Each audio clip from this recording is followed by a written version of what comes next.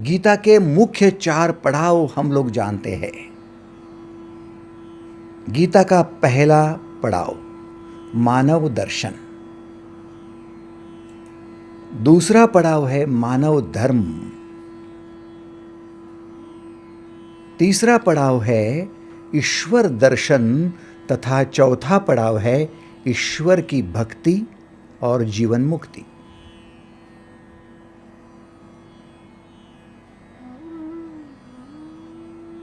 ये जीवन के 4 स्तंभ है।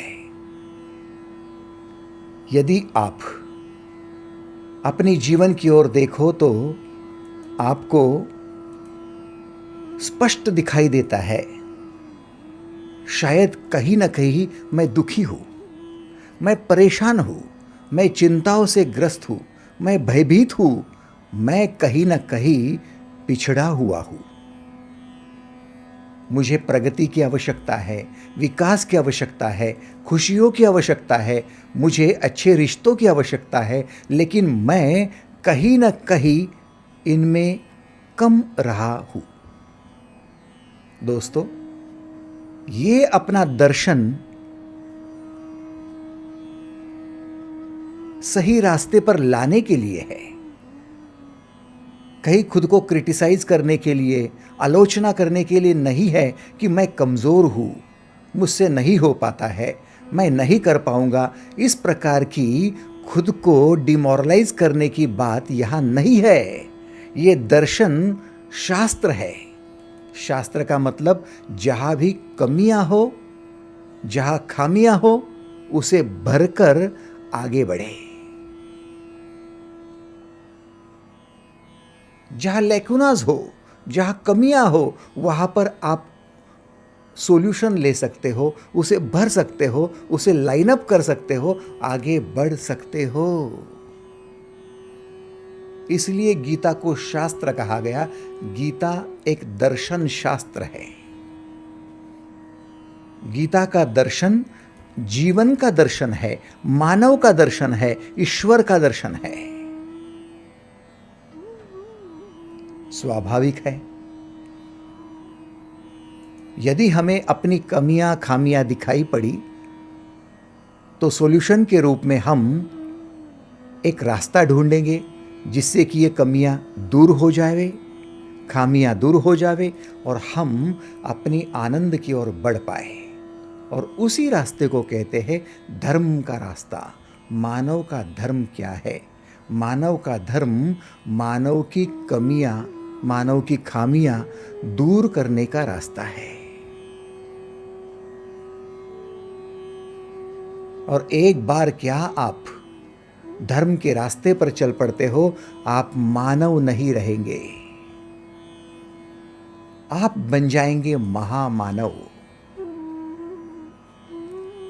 जैसे बीज जब तक किसी शीशे में है, कांच की बोतल में है, तब तक बीज बीज ही रहेगा, लेकिन उसे उपजाऊ भूमि में डाल दो, उसे बोना हो जाए, मीन्स उसका आप यदि भूमि में डालकर संवर्धन करते हो, उसे खाद पानी देते हो, तो अच्छी पोषक वातावरण के कारण अब वो बीज बीज नहीं रहेगा, वो बीज अब वृक्ष बन जाएगा।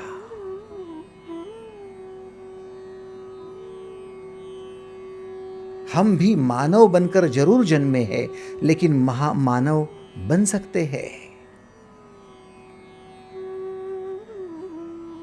और यही तो एक्सपांशन है, जीवन का विस्तार है, और यही तो जीवन को आनंद परमानंद की ओर ले जाना है।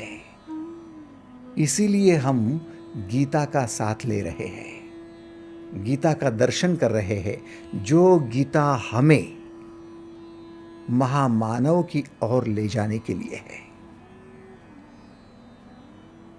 आइए आज फिर से हम अपना दर्शन कर लेवे।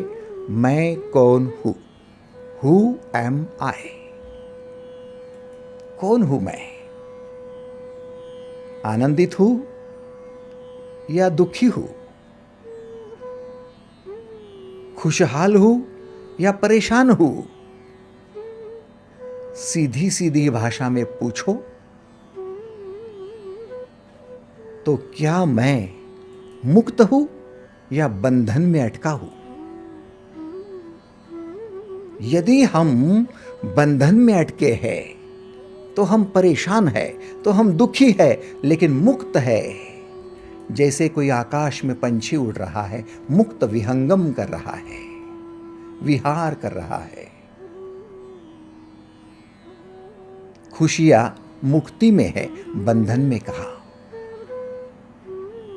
फिर बंधन का कारण क्या है और मुक्ति का सोपान क्या है, रास्ता क्या है? सीधी बात है, यदि आप बंधन की बातें करते हो तो सामने आता है भोग, और मुक्ति का यदि विचार करना चाहते हो तो सामने आता है योग। आप चयन कर सकते हो, योगी बनना है या भोगी। आपके हाथों में है भाई।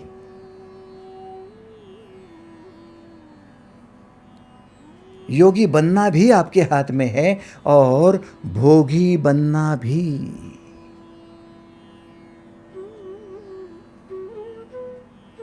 भोगी कौन बनेगा?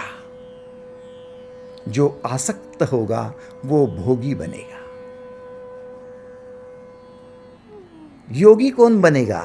जो अनासक्त है वो योगी बनेगा। आनंद केवल योगियों के लिए है, भोगियों के लिए क्वेश्चन मार्क। खुशियां केवल योगियों के लिए है, भोगी के लिए क्वेश्चन मार्क।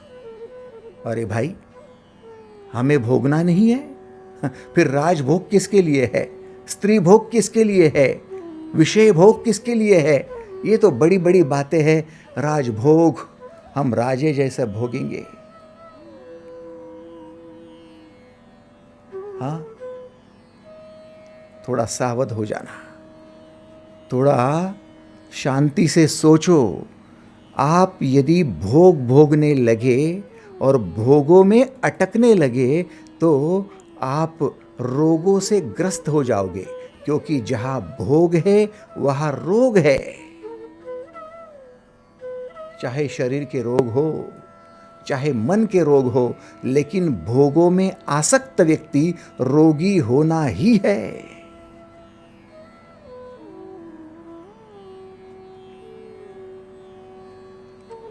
कहीं आप हमें डरा तो नहीं रहे?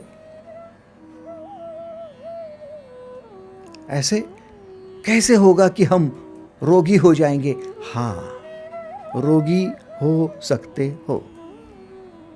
भाई ऐसा क्यों होगा? भोग भोगने जाएंगे तो फिर रोगी होंगे क्यों? कारण है आसक्ति। भोगों का संबंध सीधा सीधा आसक्ति से है, और आसक्ति क्या है? अधिक पाने की लालसा। आवश्यकता से अधिक पाने की लालसा, जरूरतों से अधिक पाने की लालसा। और जितनी लालसा बढ़ते जाती है उतनी हमारी लालच बढ़ते जाती है, हम लालची हो जाते हैं। थोड़ा सोचो, थोड़ा सोचो। हम जब आसक्त होते हैं तो क्या होता है, और जब अनासक्त होते हैं तो क्या होता है? यह आसक्ति इतनी भयंकर है, थोड़ा ढूंढो। आसक्ति का मतलब क्या है? जब संपर्क में न हो, जब संपर्क में न हो तब भी उस विषय का चिंतन करते रहना, आसक्ति।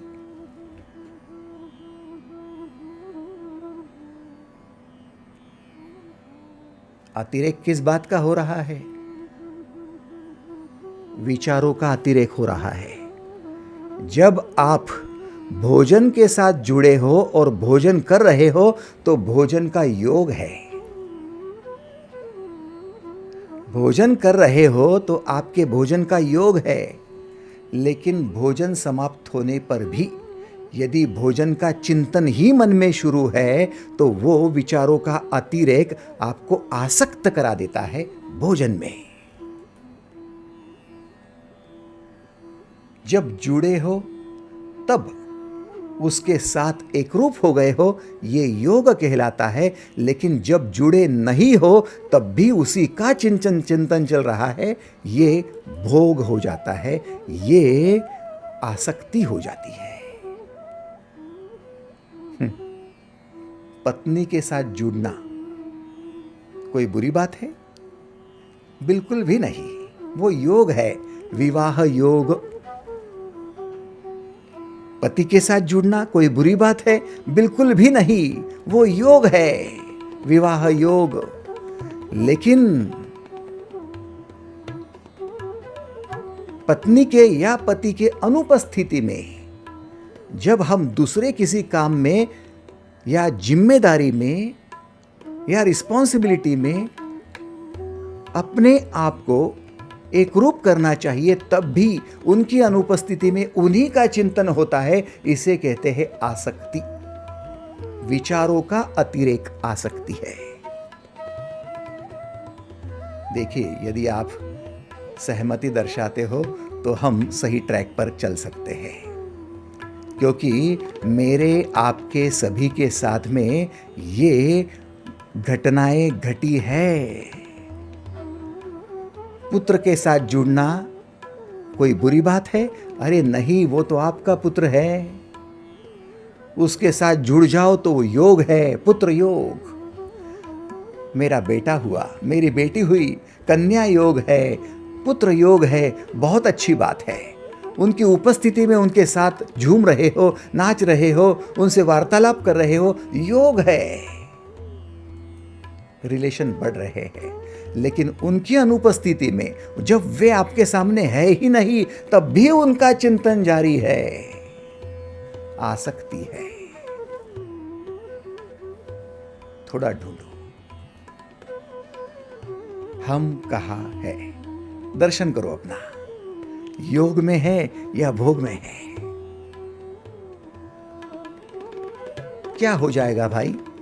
आसक्ति से क्या हो जाएगा? आसक्ति के कारण आप जो विषय आपके साथ उपस्थित नहीं है उनके ही चिंतन में लगे रहोगे, तो जो कार्य हाथ में लिया है वो भी पूर्ण नहीं होगा, और जिसका चिंतन कर रहे हो वो अभी तक आपके हाथ में नहीं लगा है, आपसे दूर है, इसलिए व्याकुलता बढ़ते जाएगी, क्षोभ बढ़ेगा। आप व्याकुल क्यों हो? क्योंकि अभी पत्नी आपके साथ नहीं है।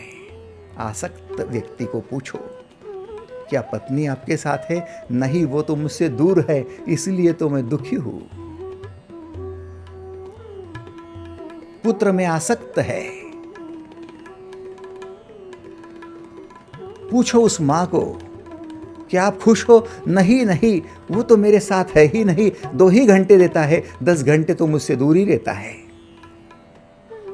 मैं उसकी राह देखते रहती हूँ, उसी के बारे में सोचते रहती हूँ, उसे कुछ हो तो नहीं जाएगा, एक्सीडेंट तो नहीं होगा, घर पे आएगा ना? ये चिंता किसको है? जो उसकी अनुपस्थिति में उसी का चिंतन कर रही है, वहां पर है चिंता। थोड़ा सोचा आपने? जहां आसक्ति है वहां चिंताएं है, जहां आसक्ति है वहां मोह है। मोह क्या है? जो मेरा है वो छूट ना जाए, ये डर। आपको डर है कि जो आपका है, आपका बेटा, आपकी बहू, आपके रिश्तेदार, आपका भाई, जो भी आपका है वो छूट ना जाए, ये आपको डर लगा रहता है, भय रहता है, और ये भय आपका मोह है।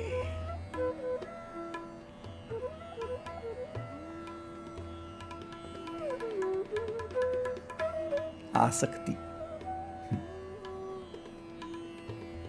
अनुपस्थिति में होने वाला चिंतन, आसक्ति। दूसरे अध्याय के 60वें श्लोक में भगवान श्री ने स्पष्ट कर दिया था, ययतो ह्यपि कौन्तेय पुरुषस्य विपश्चिता इंद्रियाणि प्रमाथिनी हरन्ति प्रसभम मनाहा। आसक्ति नष्ट न होने पर व्यक्ति व्याकुल हो जाता है, क्योंकि उसकी इंद्रियां उसे व्याकुल बना देती है। फिर प्रयत्न करने पर भी, बुद्धिमान होने पर भी बुद्धि स्थिर नहीं हो पाती।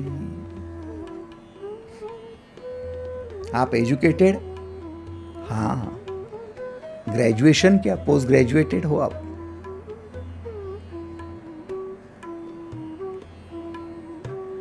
आप समझदार हो, हाँ, अच्छी समझ है, फिर भी आपकी बुद्धि स्थिर नहीं, फिर भी अशांति, फिर भी परेशानी। क्यों? क्योंकि आसक्ति बढ़ रही है। आसक्ति क्यों बढ़ रही है? क्योंकि आप व्याकुल हो। क्षोभ उत्पन्न करने वाली, व्याकुलता निर्माण करने वाली ये इंद्रियां। आप व्याकुल कब होते हो? आपके साथ में आपका बेटा है, आपके साथ आपकी बहू है, आपकी माँ है। अब व्याकुल होना क्या है? जाओ गले लगो उनसे, जाओ प्रेम करो उनको, जाओ वार्तालाप करो, शेयरिंग करो, उनके साथ झूमो, नाचो। लेकिन जब वो आपके साथ में नहीं है, फिर भी उनका चिंतन हो रहा है, तब व्याकुलता है। क्षोभ उत्पन्न करने वाली, व्याकुलता उत्पन्न करने वाली इंद्रियां बुद्धिमान मनुष्य को भी अस्थिर कर देती है। सोचो, ययति हपि कौन्तेय पुरुषस्य विपश्चिता, इंद्रियाणि प्रमाथिनी हरन्ति प्रसभं मनः। ये प्रमथन स्वभाव वाला, अर्थात क्षोभ उत्पन्न करने वाली इंद्रियों में अटका हुआ स्थिर कैसे होगा? कैसे पॉसिबल होगा? तो भाई साहब, हमने क्या करना चाहिए? हमने बस सीधा सीधा योग का रास्ता अपनाना चाहिए। मेरे साथ अभी वर्तमान में जो है उसके साथ मैं जुड़ जाऊं। जो अभी मेरे साथ नहीं है उसका चिंतन मैं क्यों करूं? क्वेश्चन मार्क लगा दो अपने आप को। फिर क्या करना है? अरे जब वो मेरे साथ आ जाएगा उस समय उसके साथ हो जाऊंगा, लेकिन जब तक वो नहीं है तब तक उसका चिंतन नहीं। जब जब जो जो आपके साथ है तब तब उसके साथ जुड़ जाओ। योग है।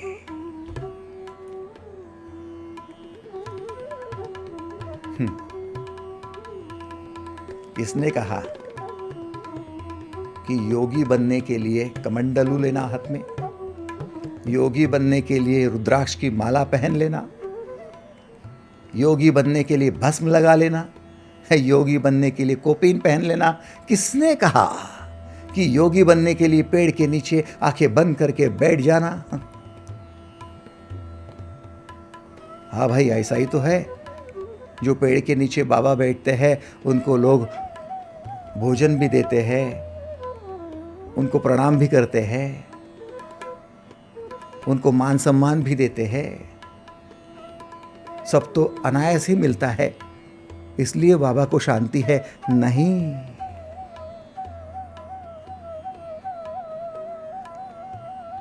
ये कोई शांति का मार्ग नहीं है। शांति का मार्ग क्या है? आप जब जब जिस जिस कार्य में जिन जिन लोगों के साथ जुड़े हो तब तब उनके साथ जुड़े रहो। योग बन जाएगा। दुग्ध शर्करा योग। आप है, वो है, आपका दिमाग है, उनका दिमाग है, आपके विचार है, उनके विचार है। मास्टर माइंड क्रिएट होगा।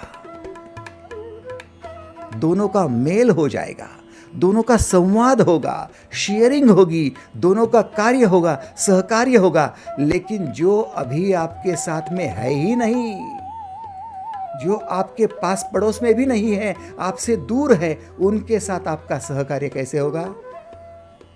तभी तो होगा केवल चिंतन, उनकी यादें।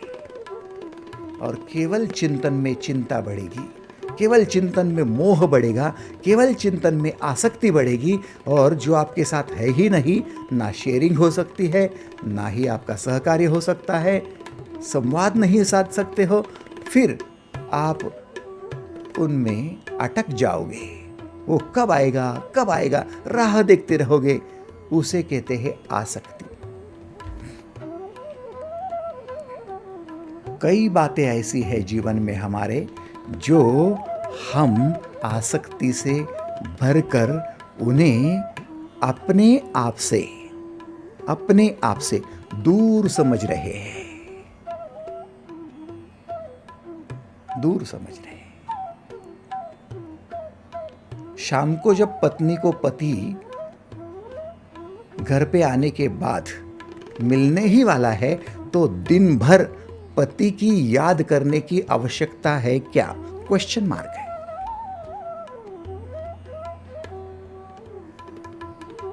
ये बुनियादी सवाल अपने आप से पूछो।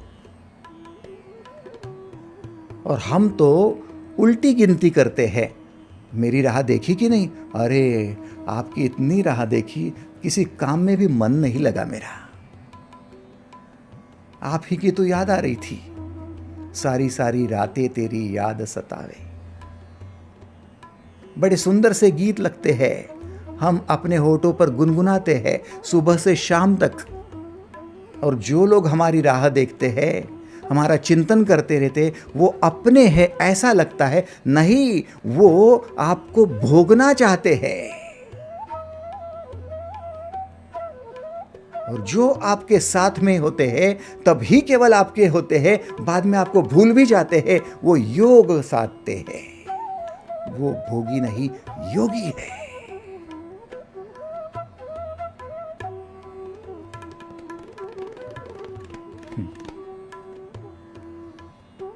भाई साहब, एक बात मन में पक्की ठान लो, आप यदि आसक्त हो जाओगे तो सबसे पहले शिकार बनोगे भ्रांतियों का। अलग अलग प्रकार की भ्रांतियां आपके मन में निर्माण हो जाएंगी, भ्रमित हो जाओगे आप। मैं हूं, आप हो या दुनिया का कोई भी आदमी हो, यदि वो आसक्त हो जाता है, जो विषय सामने नहीं है, जो व्यक्ति सामने नहीं है, उनके चिंतन में गड़ जाता है, तो उसे भ्रम निर्माण होता है कि जो अभी मेरे पास नहीं है वो मुझे मिलना ही चाहिए और मैं उसे पाकर ही रहूंगा।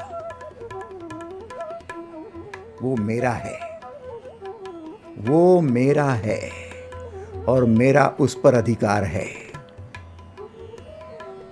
आपने देखा है, किसी एक कॉलेज में पढ़ने वाली युवती के 4 दोस्त होते हैं। 4 दोस्तों में से कुछ ऐसे होते हैं जो उसके साथ वार्तालाप करते हैं, वो जब मिलती है उसके साथ में बातचीत करते हैं, खुशियां मनाते हैं, नाचते हैं, झूमते हैं, सब कुछ होता है, भूल भी जाते हैं, अपने अपने काम में लग जाते हैं। लेकिन ये 4 दोस्तों में से एक आध ऐसा होता है जो बार बार इस लड़की का ही चिंतन करते रहता है।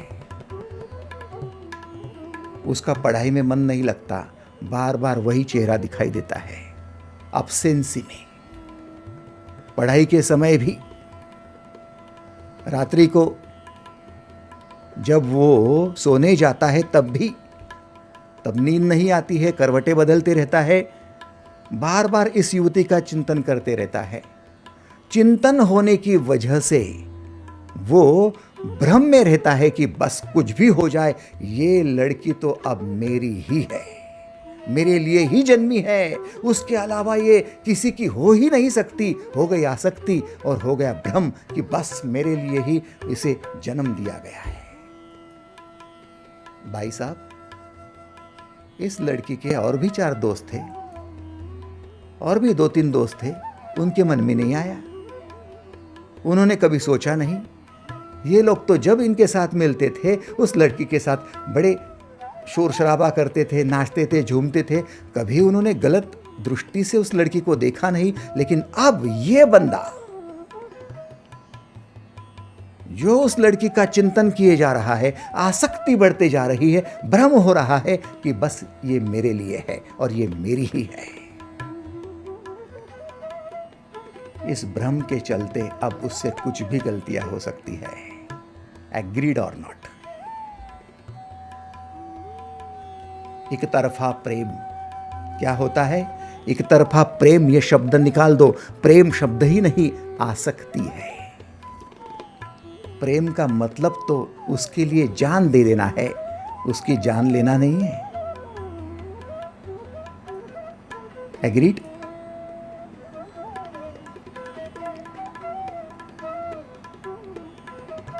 कई ऐसे युवा उसमें फंस जाते हैं, आसक्ति के चलते, बस वो मेरी है और किसी की कैसे होगी। उस लड़की को खबर तक नहीं है कि उसकी कोई चिंतन करके आसक्ति के कारण परेशानी बढ़ाने वाला है।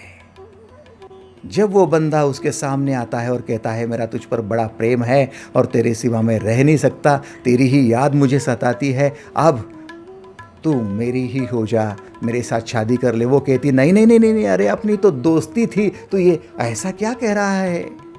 मैं तो सभी के साथ प्रेम से रहती हूँ, सभी के साथ खुशियों से झूमती हूँ, नाचती हूँ, तूने ऐसा कैसे समझ लिया?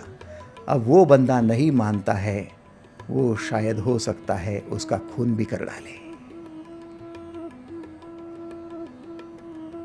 ये सब किसके चलते हुआ है सर?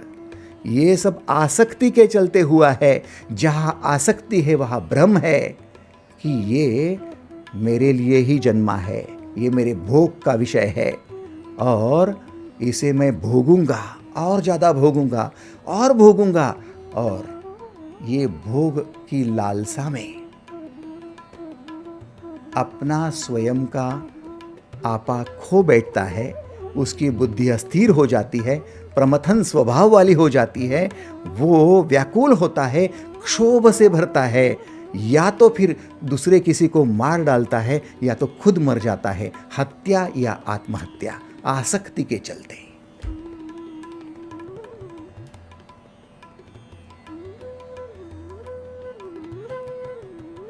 आप यदि समाज को बदलना चाहते हो तो पहले समाज की जो अवस्था है, दुरावस्था है, उसको समझना शुरू कर देवे। समाज बुरा नहीं होता, समझ बुरी होती है। समझ बुरी कब होती है? जब व्यक्ति आसक्त हो जाता है, तो भ्रमित हो जाता है।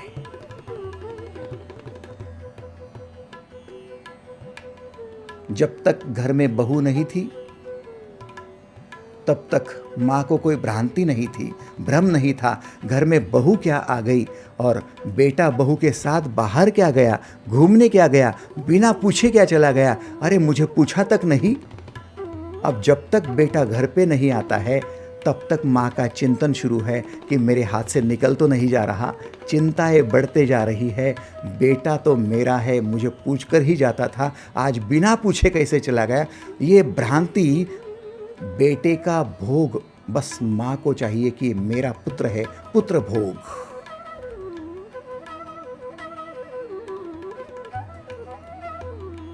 अब उसमें बहू का कोई रोल नहीं भी होगा तो शायद बहू ने ही भड़काया होगा मेरे खिलाफ, ये साजिश रच रही है। अब तो इस बहू को सिखाना पड़ेगा। अब जाकर सास और बहू में अनबन होना शुरू हो जाती है।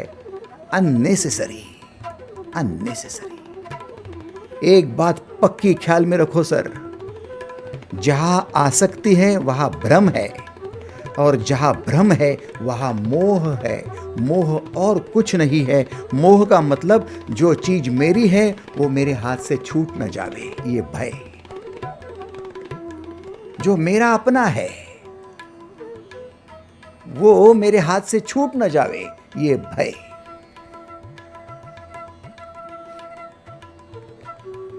है तो सभी बातें नश्वर, हमेशा के लिए कहाँ टिकने वाली है। हमेशा का पति आपके साथ नहीं रहेगा, हमेशा के लिए पत्नी नहीं रहेंगी, ना बेटा रहेगा, ना बेटी रहेगी, ना बहू रहेगी, ना पोते, ना नाते, ना कुछ। आपके पास पैसा भी हमेशा के लिए नहीं रहेगा। इस दुनिया में ऊर्जा को छोड़कर, एनर्जी को छोड़कर बाकी सब नश्वर है, बाकी सब नश्वर है। अब वो हाथ से तो छूटना ही है। जो कल आपका नहीं था आज आपका हो गया, जो आज आपका है वो कल आपका नहीं होगा, इसलिए तो कल जो दूसरे का था वो आपके पास आ गया। आज आपके पास है वो कल दूसरे के पास चला जाएगा। ये तो चला चली का खेला है, ये तो जीवन का मेला है।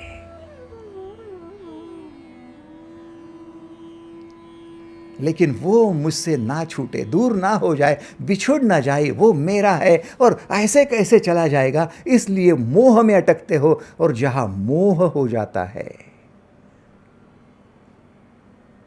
उस मोह के चलते ही आगे सब झगड़े शुरू होते हैं।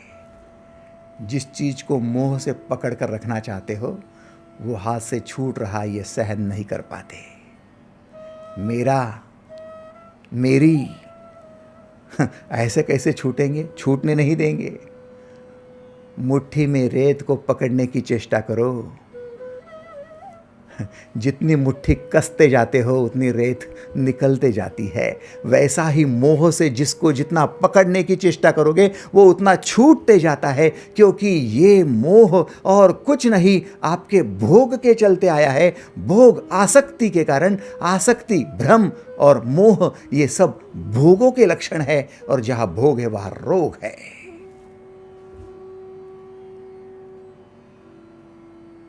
आप रोगी हो गए हो मन से या शरीर से, कारण निश्चित रहा होगा, या तो मोह में फंसे हो, या तो भ्रम की जाल में अटके हो, या तो फिर कम से कम आसक्त तो हुए ही हो।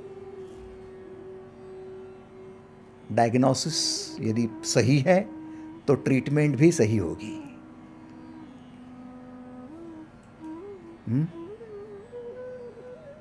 Perfect diagnosis, accurate diagnosis is a half treatment.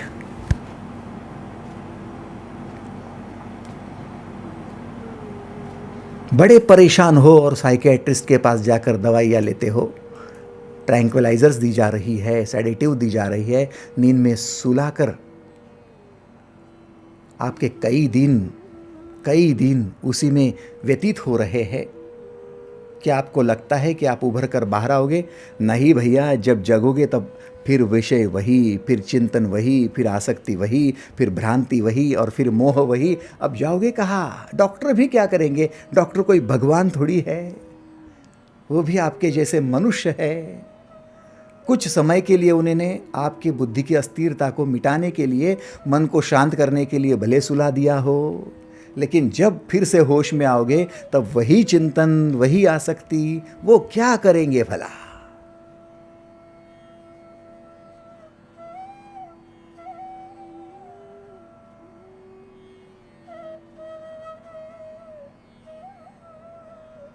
सोचिए, जब आपसे कोई गलती होती है तो लोग कहते हैं कि विनाश काले विपरीत बुद्धि। आपकी बुद्धि विपरीत जा रही है, गलत जा रही है, आपका विनाश अटल है। लेकिन आप कहाँ मानते हो? आप सुनते कहाँ हो? क्यों नहीं सुनते हो? क्योंकि चिंतन आसक्ति का चल रहा है। सुनता केवल वही है, मानता केवल वही है, विचार केवल वही करता है जो आसक्त नहीं होता है। विवेक उसी का जिंदा रहता है, जागृत रहता है, जो आसक्त नहीं होता है, और उसे कहते हैं योग। अब प्रश्न यह है, आपको योगी बनना है या भोगी? चयन आपका है। It is your choice. आप कह सकते हो इट्स माई चॉइस। योगी बनना या भोगी बनना ये मेरी अपनी चॉइस है, मेरी अपनी पसंद है, पसंद अपनी अपनी, और फिर उसके साथ ख्याल अपना अपना।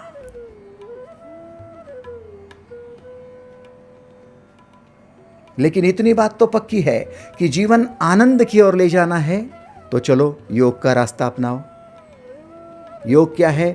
जब जब जो जो आपके संपर्क में है तब तब उनके साथ जुड़ जाओ तहे दिल से। दिल से जुड़ जाओ। कोई भोग नहीं होगा। भोजन की थाली है, जुड़ जाओ, खा लो, कोई भोग नहीं होगा। लेकिन एक बार भोजन खत्म हो जाए, बाद में यदि चिंतन करोगे तब तो आपने तब तो आपने सात्विक भोजन का भी चिंतन शुरू कर दिया, फिर भी वो भोग बन जाएगा। ऐसा है? हाँ, ऐसा ही है। क्योंकि जो चीज आपके साथ में है ही नहीं, उसका चिंतन क्यों भला? उसकी जरूरत क्या है? जीवन वर्तमान में है, और वर्तमान में जो आपके साथ में है, वही जो साथ में है, वही ब्रह्मांड ने आपके लिए सादर किया हुआ है। और आपके लिए जो सादर किया हुआ है, आपके लिए जो प्रेजेंट किया हुआ है, उसी पर आपका अधिकार है। जो आपके सामने नहीं है, उस पर आपका अधिकार नहीं है। यहां हमारी गलती हो रही है, इसलिए हम फंसे हुए हैं। गीता के 16वें अध्याय का 16वां श्लोक देखो। 16वां अध्याय और 16वां श्लोक। अनेक चित्त विभ्रांता मोह जाल समावृता। अनेक चित्त विभ्रांता मोह जाल समावृता प्रसक्ता काम भोगेषु पतंती नरकेषु चौ।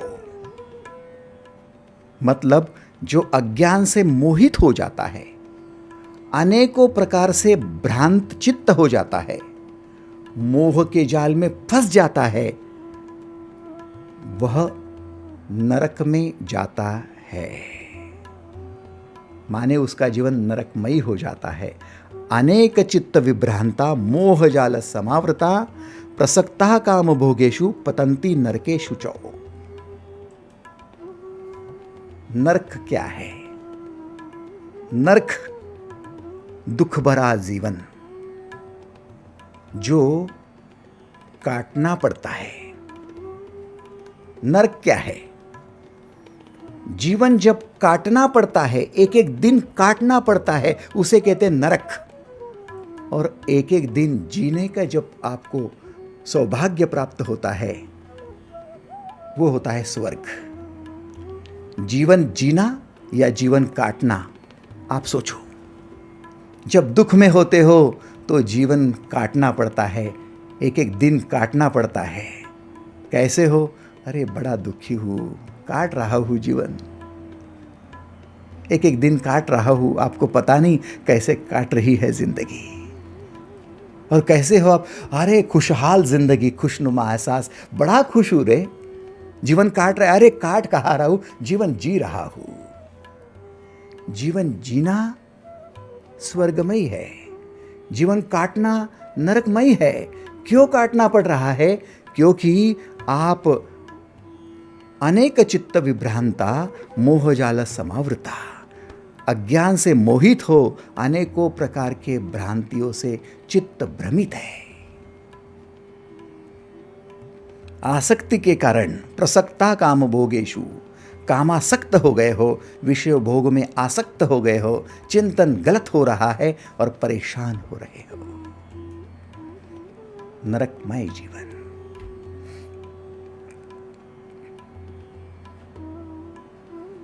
नरक की सोच करके भी हम डर जाते हैं। बचपन में सुनते थे कि तेल की बड़ी बड़ी कढ़ाइयाँ होती है, उसमें तेल होता है, और यदि आप नरक में जाते हो तो आपको उसको तेल के कढ़ाई में डाला जाता है और उबला जाता है। ऐसा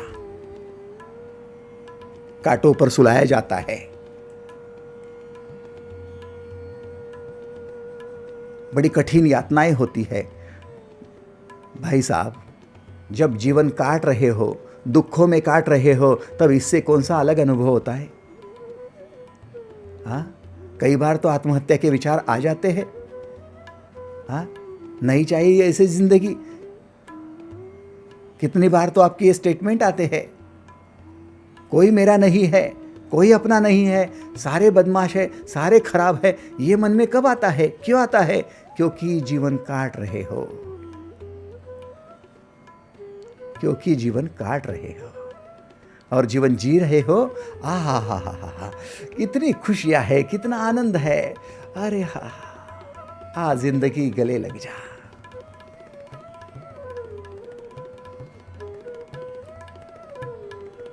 जीवन दर्शन करो। धर्म का रास्ता आपके हाथ में है। शांति का रास्ता, प्रगति का रास्ता आपके हाथ में है।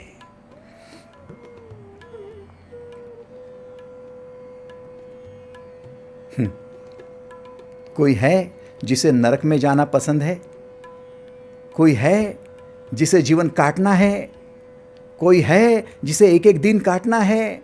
पत्नी वही है जो एक छत के नीचे हम रहते हैं, पति वही है, बच्चे वही है, लेकिन जीवन काट रहा हूं, सबके साथ होकर भी सबसे अलग हो रहा हूं। कोई मेरा नहीं है, कोई अपना नहीं है। भोजन की थाली है लेकिन ना उसका स्वाद आता है, ना उसमें मन होता है। भोजन की इच्छा तक नहीं रही, रात्रि को नींद नहीं आती है, करवटें बदलते रहते हैं। बरामदे में आकर देखते हैं तो सारी दुनिया सोई है, अंधेरा ही अंधेरा है। मैं करूं तो क्या करूं? ऊपर देखता हूं तो फैन जो छत में लगी हुई है, वो फैन भी कहीं मेरे शरीर पर ना गिर जाए, एक्सीडेंट ना हो जाए, इसलिए फैन से भी दूर हो जाता हूँ। ये अनेकों प्रकार की भ्रांतियां मन में क्यों होती है? क्योंकि ये नरक की यातना है। नरक की यातनाएं क्यों है? क्योंकि दुख से भरा हूं। दुख से क्यों भरा हूं? कारण जीवन काट रहा हूं। कहीं आप ऐसे जीवन काट तो नहीं रहे हो? आपको जीवन जीना है, भर भर के जीना है। जितना जियो शान से जियो, खुशी से जियो, आनंद से जियो, और ये जीना आपके हाथ में है। भाई कैसे? भगवान श्री कृष्ण ने स्पष्ट रूप से कह दिया दूसरे अध्याय के 61वें श्लोक में। दूसरा अध्याय और 61वां श्लोक है। तानि सर्वाणि संयम युक्ता आसीत मत्परा वशे ही यस्येन्द्रियाणि तस्य प्रज्ञा प्रतिष्ठिता। तानि सर्वाणि संयम्य युक्ता आसीत मत्परा वशे ही यस्येन्द्रियाणि तस्य प्रज्ञा प्रतिष्ठिता। अब यहां पर आपको सर झुकाना है। गीता का ये अनमोल श्लोक, तानि सर्वाणि संयम्य, इंद्रियों को वश में करो। युक्तासीत मत्परा, चित्त को स्थिर करो। वशे ही यस्येन्द्रियाणि, मन को मेरा आधार देकर ध्यान में बैठो। मन को मेरा आधार देकर ध्यान में बैठो। तस्य प्रज्ञा प्रतिष्ठिता, आपकी बुद्धि स्थिर हो जाएगी।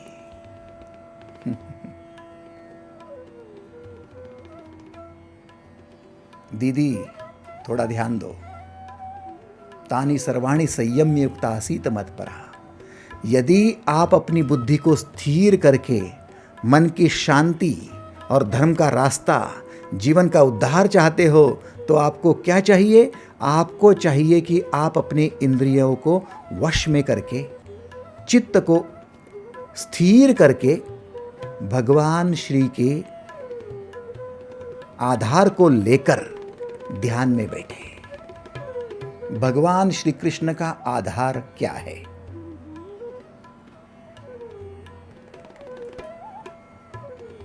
भगवान श्री कृष्ण का आधार क्या है? भगवान श्री कृष्ण का मूल आधार है योग।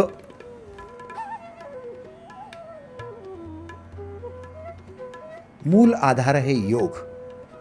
अब ये योग कैसे? योग जिसका मतलब पहले ही समझाया गया। जब जब जो जो आपके साथ में होता है, तब तब उसके साथ में हो जाना, ये योग है। और जब जब जो जो आपके साथ में नहीं होता है, उसका चिंतन नहीं करना, ये योग है। जब जब जो जो आपके साथ में नहीं होता है, उसका चिंतन करना भोग है। और जब जब जो जो आपके साथ में है, उसका हो जाना योग है।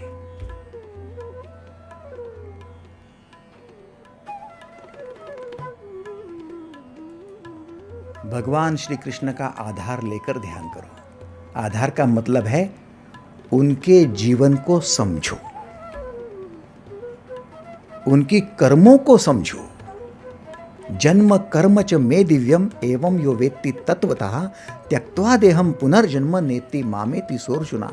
मेरा जन्म और मेरा कर्म दिव्य है, उसको समझ, तू मुक्त हो जाएगा।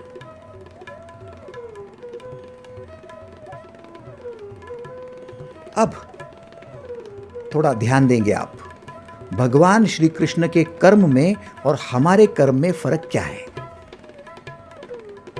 दो बातें आपने सुनी है, एक है मनोरंजन और दूसरा है उत्सव, एंटरटेनमेंट एंड सेलिब्रेशन। दो अलग अलग शब्द है। यदि आप ऊपरी ऊपर देखेंगे तो आपको लगता है कि एंटरटेनमेंट से भी एंजॉयमेंट होती है और सेलिब्रेशन से भी एंजॉयमेंट होती है, उत्सव से भी एंजॉय करते हैं और मनोरंजन से भी एंजॉय करते हैं। दोनों बातें तो एक है। नहीं, आप गलत फहमी के शिकार मत बनो। जहां एंटरटेनमेंट होती है वहां पर जो एंटरटेन कर रहा है, जो आपका मनोरंजन कर रहा है, वही केवल सक्रिय होता है और आप बैठे बैठे अपना मनोरंजन करते हो। जैसे कोई नृत्य कर रहा है तो नृत्य में सक्रिय वो नर्तक है, वो नर्तिका है, और आप बैठे बैठे एंटरटेनमेंट कर रहे हो। आप कोई मूवी देख रहे हो, पिक्चर में बैठे हो, और वो अभिनेता, अभिनेत्री, विलन, ये सब लोग उसमें बहुत ज़्यादा मेहनत कर रहे हैं और आप बैठे बैठे केवल मनोरंजन कर रहे हो। मनोरंजन के समय आप सक्रिय नहीं होते, आप निष्क्रिय होते हो और उसके साथ केवल बैठे रहते हो। मनोरंजन, कोई गायक गायन कर रहा है और आप बैठे हो, मनोरंजन। आप निष्क्रिय हो। मोबाइल जब देखते हो, नेट सर्फिंग करते हो, तब आप केवल बैठे हो। बाकी सारी एक्टिविटी उन लोगों की है जिन्होंने उस फाइल को पोस्ट किया है। एग्रीड और नॉट?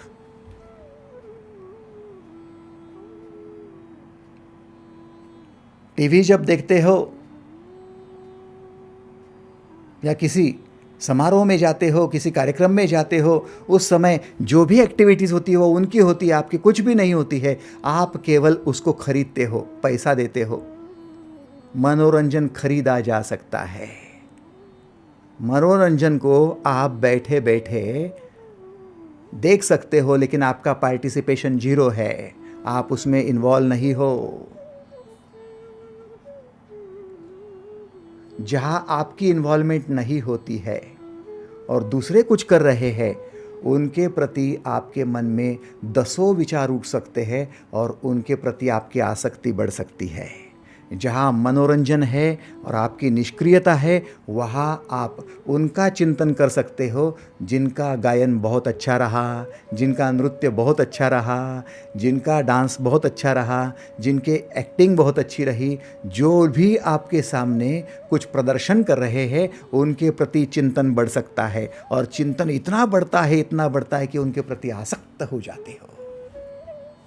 इसलिए आप मोबाइल में ज़्यादा आसक्त हो, इसलिए आप टीवी में ज़्यादा आसक्त हो, इसलिए आप मूवीज़ में ज़्यादा आसक्त हो, क्योंकि करते कुछ नहीं हो और उनके लिए आप चिंतन भारी कर लेते हो और उनमें आसक्त हो जाते हो।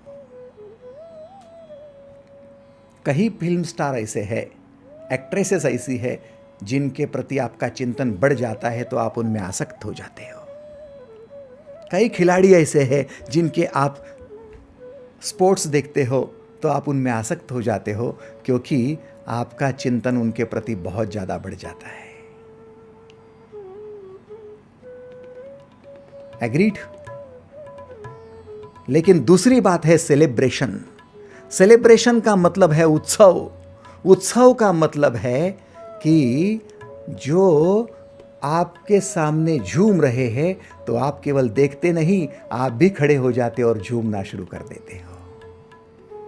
आपके सामने कोई नाच रहा है तो आप बैठे बैठे देखते नहीं, मनोरंजन के लिए नहीं बैठे हो, आप उत्सव के लिए बैठे हो। तो बैठना क्या, आप खड़े हो जाते हो, आप भी झूमना शुरू करते हो, नाचना शुरू कर देते हो, वहाँ उत्सव हो जाता है।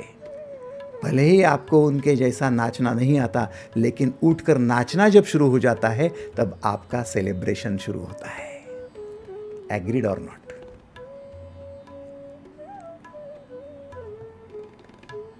जहां जहां आप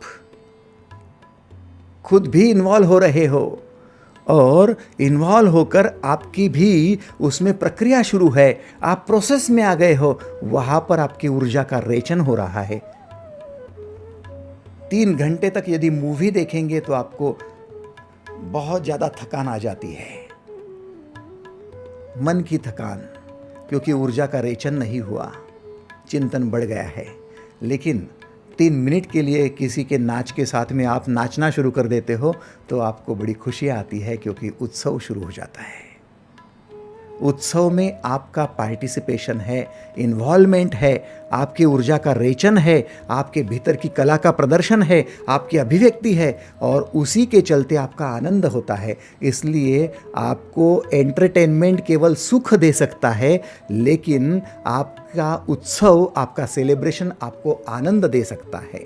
सुख के साथ दुख चिपका हुआ है कि वो उनको नाचने आता है, मुझे नहीं आता, वो मेरा चिंतन का विषय, लेकिन मुझे तो मिलते ही नहीं है, वो इतने बड़े हैं, मुझसे दूर है।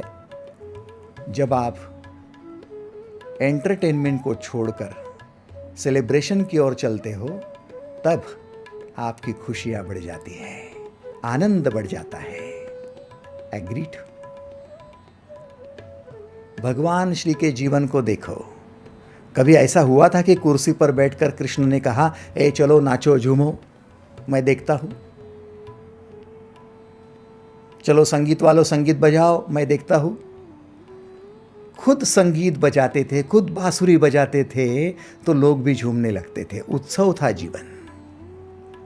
खुद नाचते थे, खुद गाते थे, खुद बजाते थे तो उत्सव था जीवन। हर चीज में इन्वॉल्वमेंट है, इन्वॉल्वमेंट फर्स्ट। कहीं ये मंत्र तो नहीं था उनका, इन्वॉल्वमेंट फर्स्ट,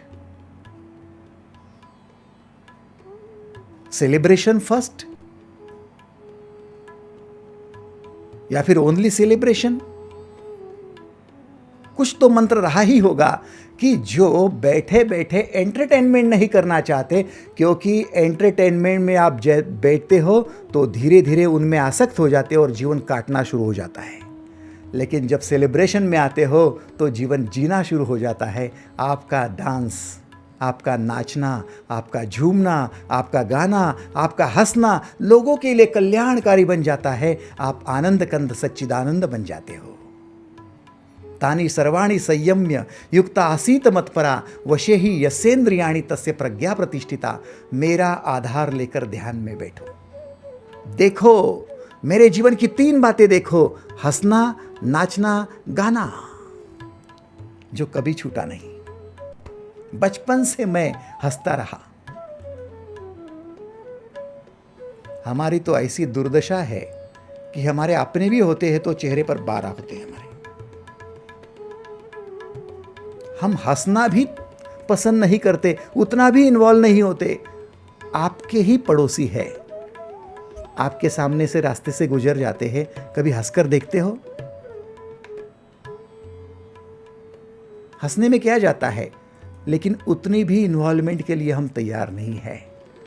हमारी होठों को थोड़ा सा चौड़ा करने से नुकसान कुछ होता है? कुछ भी नुकसान नहीं होगा, लेकिन हम उतना भी तैयार नहीं है। हमारा चेहरा खींचा हुआ है। किसी ने पूछा, क्यों मियाँ क्या हाल है? नहीं, मेरी सूरत ही वैसी है। तो क्या कृष्ण की भी ऐसी सूरत थी? लो उसका आधार लो। वो तो हंसते थे, हंसाते थे।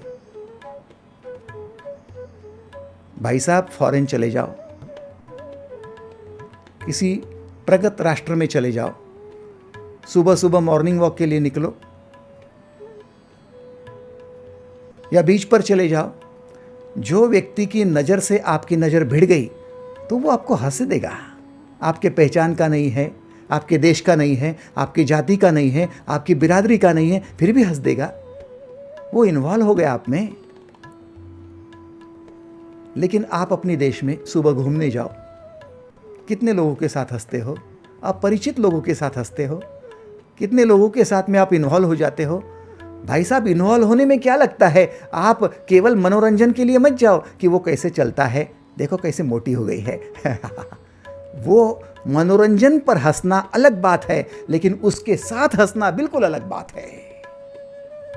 सुबह मॉर्निंग वॉक के लिए गए और कोई 80 किलो की वजन वाली लड़की दिखाई दी और हम दोनों एक दूसरे में हंस पड़े, देखो कैसे मोटी हो गई, खा खा के मोटी हो गई। ये मनोरंजन हो गया। लेकिन उसी के साथ में यदि हंसते हो और वो जब चल रही है तो उसको स्मित हास्य देते हो, अब वो इन्वॉल्वमेंट हो गया। अब आप उसकी नौटंकी नहीं करोगे, अब आप उसकी खिल्ली नहीं उड़ाओगे, उसकी निंदा नहीं करोगे, अब आप उस पर सचमुच प्रेम कर पाओगे। अब इन्वॉल्वमेंट के साथ में उत्सव होगा। एग्रीड और नॉट, यस और नो?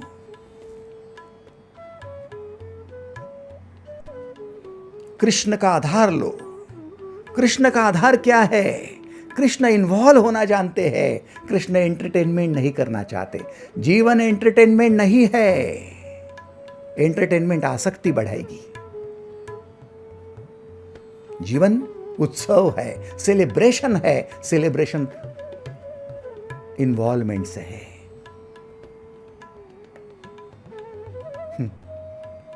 मंत्र क्या लेना है? इन्वॉल्वमेंट फर्स्ट या ओनली सेलिब्रेशन? आपकी इच्छा है, इच्छा आपकी। दोनों का अर्थ एक है, ओनली सेलिब्रेशन। या मुझे पसंद आता है तो इन्वॉल्वमेंट फर्स्ट। जब भी आपकी बहू आपके सामने आए तो पहले उसमें इन्वॉल्व होना सीखो।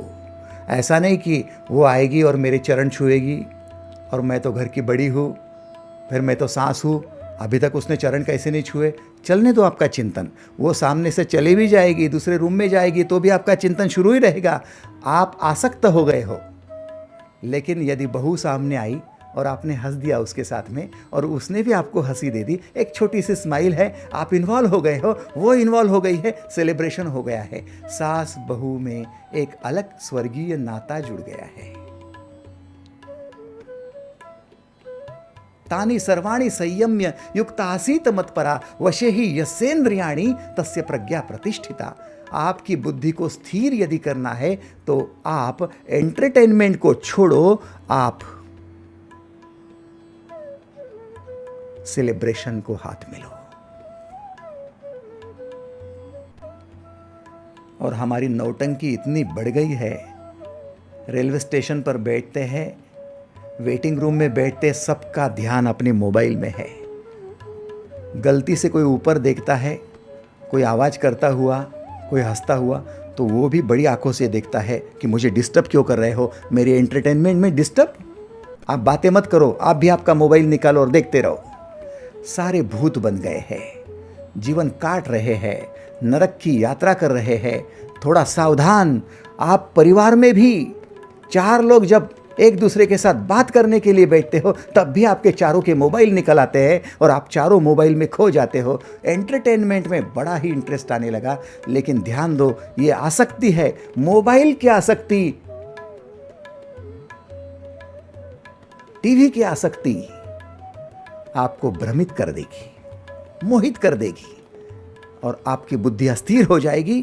आप धर्म के रास्ते पर चल नहीं पाओगे, ना जीवन में ईश्वर का दर्शन होगा, ना ही जीवन मुक्त होगा। ओनली सेलिब्रेशन या फिर इन्वॉल्वमेंट फर्स्ट। बस ये मंत्र को जपो, कृष्ण का आधार लो, ध्यान करो कृष्ण का। कृष्ण की कोई भी बर्ताव को देखो, उसकी बांसुरी बजाने को देखो, या नाचने को देखो, या झूमने को देखो, या गीत गाने को देखो, या गोपियों के साथ रासलीला करने को देखो, कुछ भी देखो, हर जगह इन्वॉल्व है। युद्ध में कहता है मैं कुछ नहीं करूंगा, फिर भी गीता सुना रहा है। इन्वॉल्वमेंट तो 100% है। ऐसा नहीं कि एंटरटेनमेंट कि अरे पांडव मर रहे हैं, कौरव मर रहे हैं और देखो तो सही कैसे मजा आ रही है। कोई एंटरटेनमेंट नहीं होगी, इन्वॉल्वमेंट होगा।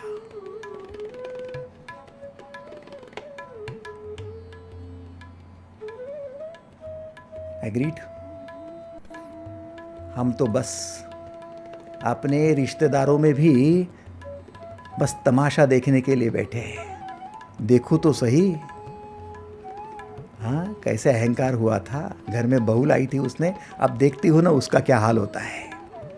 थोड़ी सी उनके घर में अनबन हो गई तो इधर हमें अच्छा लगने लगता है, क्योंकि हमारी इन्वॉल्वमेंट है ही कहाँ।